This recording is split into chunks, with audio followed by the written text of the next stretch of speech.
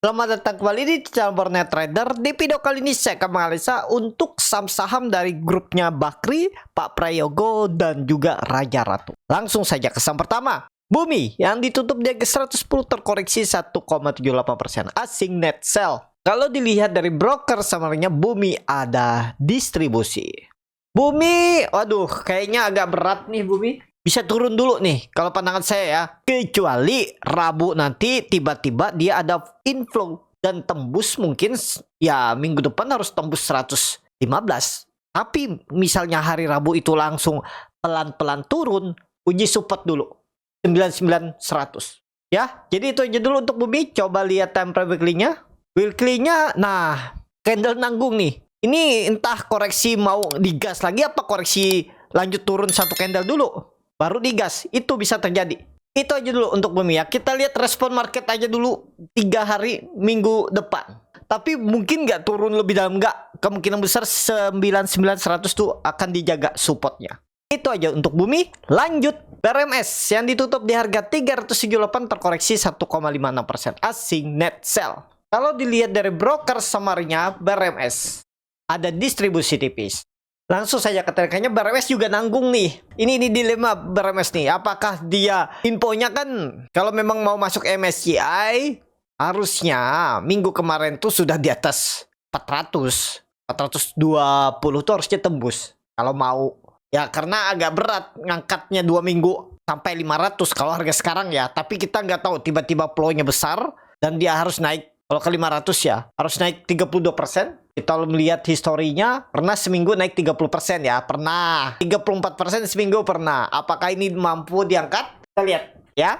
Kenapa? Kalau Bapak Ibu perhatikan di time frame weekly-nya ini tuh dia sudah selesai retest support harusnya. Yang dulunya resisten kuat di berapa? 260. Ini ada pola pattern flag yang menurut saya cukup oke nih. Dan dia lagi di atas dan tiap minggu 4 minggu ke belakang itu terus higher high, higher low, higher high, higher low. Sayangnya minggu kemarin tuh nggak tembus. Kemarin kan ada isu tuh mau masuk MSCI tuh. Rencananya kalau memang bisa di 500, tapi kan belum kuat nih. Ya kita lihatlah minggu ini. Kalau dia bisa tembus 410 harusnya bagus. Harusnya bagus. 3 hari ke depan kalau mampu digas sih tembus 400 bagus. Ya kita berharap aja dulu. Bagaimana plannya? Nah ini pattern flag-nya nih harusnya bisa jauh naikannya. Dan secara teknikal bagus. BRMS tuh secara teknikal bagus. Cuman ya kalau dia balik arah dulu ya pertimbangkan stop loss dulu lah. Kalau dia jebol berapa nih? Ya jebol 378 nih lah. 376 nih. Kalau menurut saya sih mending jual dulu. Kalau di time frame daily ya. Tapi kembali lagi nih nggak harus jual juga. Kembali ke Bapak Ibu. Kalau Bapak Ibu sabar menunggu boleh nggak jual. Kalau Bapak Ibu nggak sabar menunggu jual dulu. Nanti buyback di mana kah? Apakah di 300 kah? Atau di berapa nanti? Itu aja dulu untuk BRMS. Kalau mau bagus, Rabu tuh harusnya langsung rebound. Ya, minggu depan tuh harusnya di atas. Harus tembus 400 minimal. Kalau bisa ya, kita lihat aja minggu depan. BRMS. Lanjut, NRG yang ditutup dari 198 sama harga penutupan hari sebelumnya. Asing net sell. Kalau dibongkar semuanya NRG. Di distribusi tipis. NRG lagi sideways. Energi sih selama nggak jebol 195 mana aja, kecuali dia jebol gagal tuh. Risknya kecil tuh kalau Bapak Ibu berminat. 195, 193 buang dari harga sekarang berarti 5 poin. 2,5% aja cut. Target kemana? Tembus 208, 210. Itu baru awal angkatan tuh. Kalau dia tembus tuh gas ke atas. Bahkan target kalau dilihat time frame daily ini minimal ya. Kalau dia tembus 208, 210 tuh minimal. Persimpangan jalan 230. Nah ini kalau dilihat. Dan kalau uptrendnya ya bisa 300. Nah, itu resisten kuat juga 300 tuh. Apa yang menjadi pendorongnya? Harga minyak kah? Harga minyak aja lagi tertekan tuh. Lagi di bawah. Di berapa? 62 apa 60. Tapi kalau nggak salah minyak rebound ya. Menurut saya sih oke. Ini trendline downtrend sudah dipatahkan nih. Nah, harusnya sih udah siap bangkit nih. Tinggal nunggu break. 210 aja udah siap-siap ke atas energi. Mudah-mudahan ya. Pokoknya pertimbangkan stop loss kalau jebol 195. Disclaimer. Lanjut. Dewa yang ditutup dari 151 menguat 2,72%. Asing net buy. Kalau bakar semuanya Dewa di distribusi. Dewa bagus. Cuman Bapak Ibu perhatikan terlebih dia itu naik V-shape. V-shape tuh biasa ada balasan. Balasannya tuh biasa panjang turunannya. Nih contohnya. Ya walaupun belum pasti tapi ya kebiasaan. Nih V-shape tiba-tiba turun. Dari high-nya berapa nih dia turun? sempat turun 26%, 20% lah.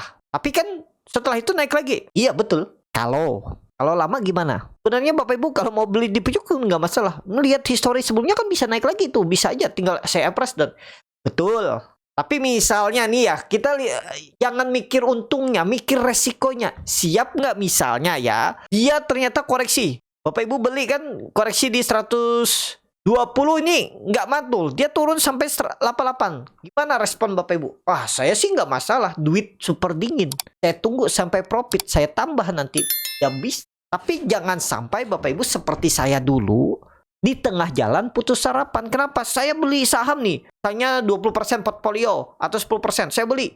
Nyangkut. Nggak mau cut loss. Beli lagi saham lain. Pakai RDN yang pakai cash yang ada lagi. Beli. Nyangkut lagi. Beli lagi. Nyangkut. Pas sudah nyangkut. Misalnya 5-6 saham nih. Nggak bisa beli lagi nih. Gatal. Tangan kan mau beli. Nggak bisa gerak, bingung, apalagi nggak punya plan. Kalau seperti saya dulu, ya itu tadi gara-gara melihat ada saham yang berpotensi lagi, gatal tangan, oh, udahlah, putus harapan, cut loss saja dulu yang 10 atau 15%. Beli lagi saham yang baru, kayak gitu lagi diulangin. Nah itu jangan. Kalau Bapak Ibu memang nggak pakai stop loss, harus siap sampai ya minimal balik BEP lah. Atau ya bagusnya profit. Sudah rugi kan nunggu lama-lama cuman balik BEP. Ya minimal profit. Jadi Dewa kalau menurut saya menariknya memang kalau ada koreksi di bawah 130, deket-deket 120 ini.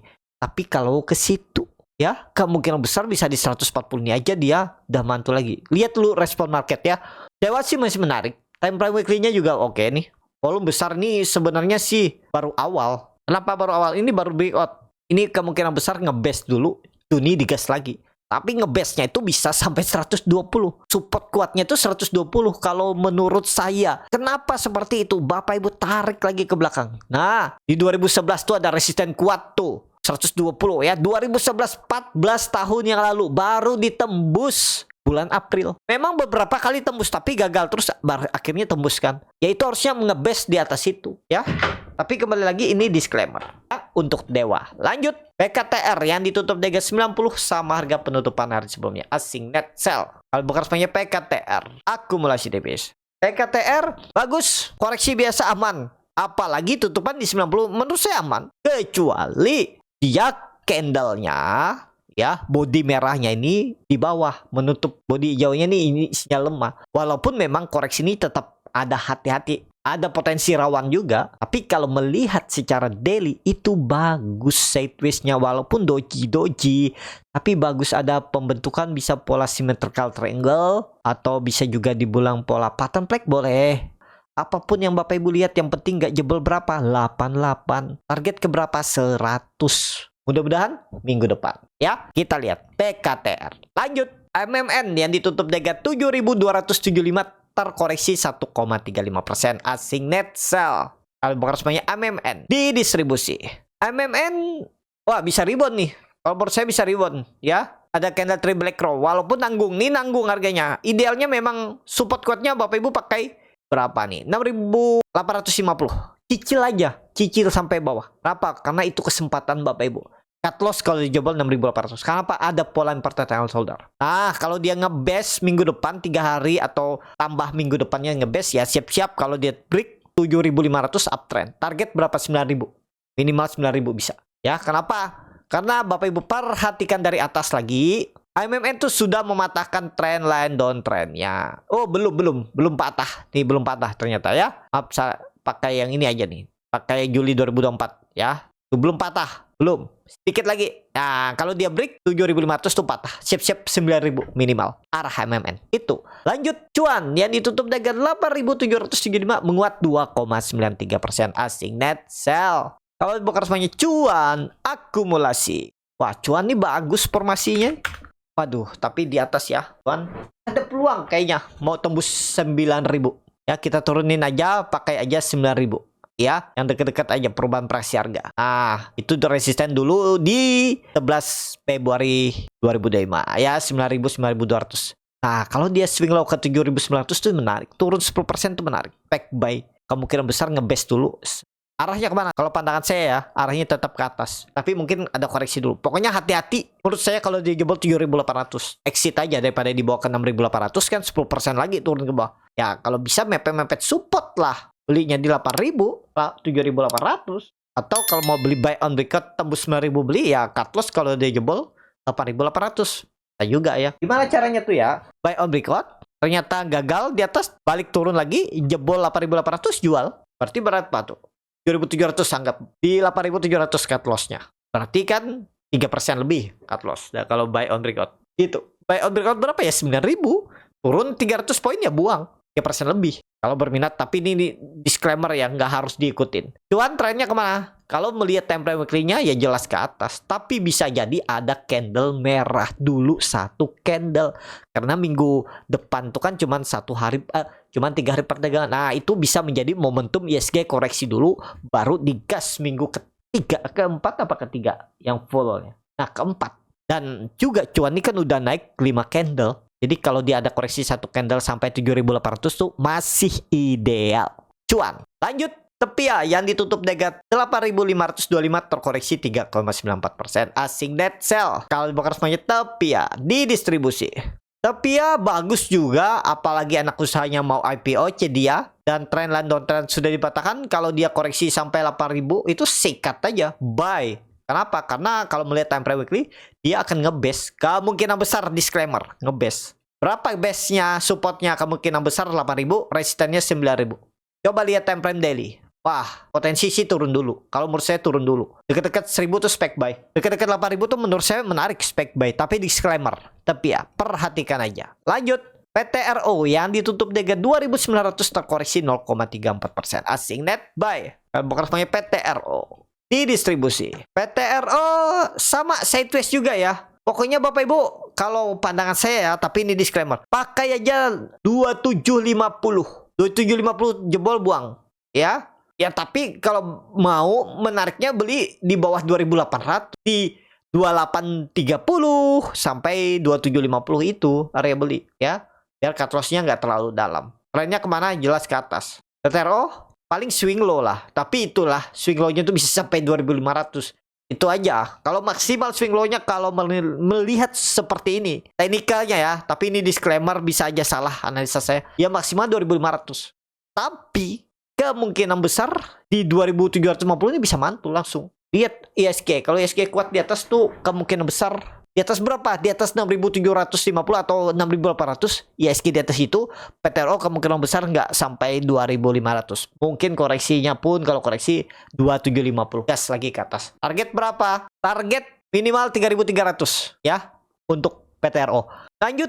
Raja yang ditutup dengan 2.110 terkoreksi 1,86%. Asing net sell. Kalau bukan resminya Raja di distribusi. Raja sideways. Mau bagi dividen ya. Kapan dia bagi dividen nih? 14, 60, 3%. Drop dulu lah.